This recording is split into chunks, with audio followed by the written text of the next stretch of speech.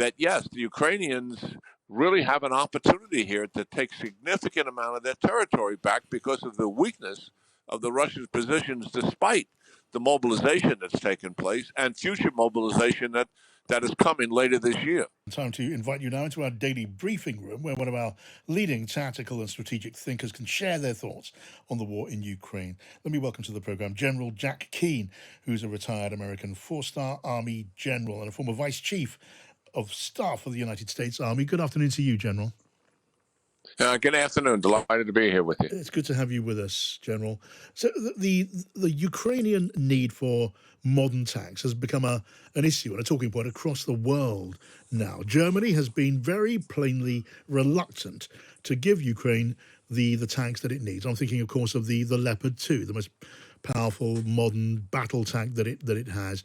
And yet now we hear Germany will not stop Poland from sending Leopard 2s to Ukraine because it does have technically that power. What do you make of it all, General?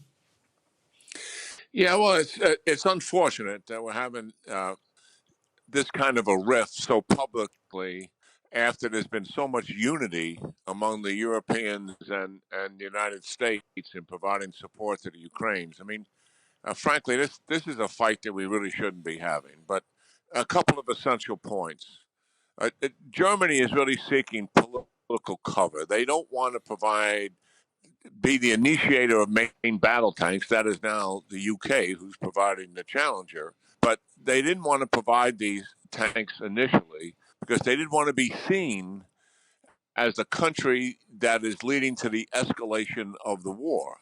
And that is an undercurrent that many nations have had for some time, to include mine, the United States, and been quite cautious about providing equipment because of it. Germany is also dealing with some political issues, dealing with its history and its culture, and not wanting to display too much military aggression. Frankly, I think the United States could easily have resolved this issue right from the beginning by providing our main battle tank, the Abrams, which, yes, is a logistical and maintenance challenge, is what our officials are saying. But that's a technicality as far as I'm concerned. The Ukrainians would still love to have that tank, regardless of its challenges. But what that would have provided is political cover. And I think it's frustrating to me looking at it. The United States wasn't sensitive to the issue that Germany has. I mean, we're all frustrated that they just didn't provide the tanks outright, okay? But we also, I think, we're trying to find a solution here. And the solution was right at hand by the United States providing a nominal number of tanks, which would free up the Germans to do it. The Poles are bent on giving them the Leopard tanks they have. So our audience understands Germany has sold a vast number of Leopard tanks to many European countries. And in that contract, they forbid them from exporting those tanks outside of the country without Germany's permission. Yes. That is where we are. Now, listen, so our audience understands this is not an insignificant issue because there are a couple of thousand Leopard tanks in Europe. Germany has 300 in the hands of their troops, 200 are in storage. And other countries want to provide these tanks as well. So what would happen here is Ukraine is likely, and I do think it will happen, they'll get a few hundred tanks, Leopard tanks, in addition to the Challenger tanks the UK is providing and the Russian type tanks that they have, 72s, which are going to be instrumental in being able to break through the Russians' rather weak 1,300 kilometer defensive line that they have. They're very vulnerable to a combined arms attack led by the Ukrainians. And that's why there's so much clamor over getting these tanks to them soonest. Well, now Poland's been given the green light to send its Leopard tanks to Ukraine. We should expect Lithuania, Estonia, Latvia, Finland, Sweden to do the same thing. And if that's what happens, then surely Germany, it's only a matter of time before they join in the supply of tanks. Yeah, absolutely, because the issue they're so concerned about is literally being taken over the table.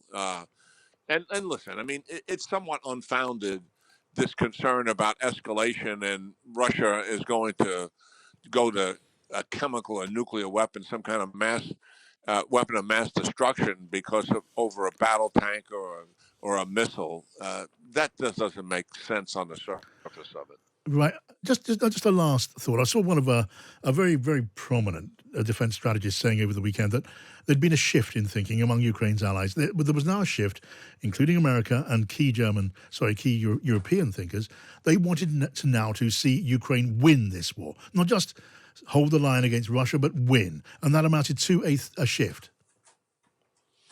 Well, if that is indeed the thinking, yes, that would be a shift because the undercurrent has been.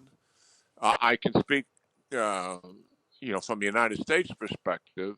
It's been give them as much equipment as we possibly can to help them to avoid losing. Uh, and yes, if they can take some territory back in the process, that gives them leverage going into negotiations, then that would be fine. That is sort of the unofficial stated position, I believe, of my country.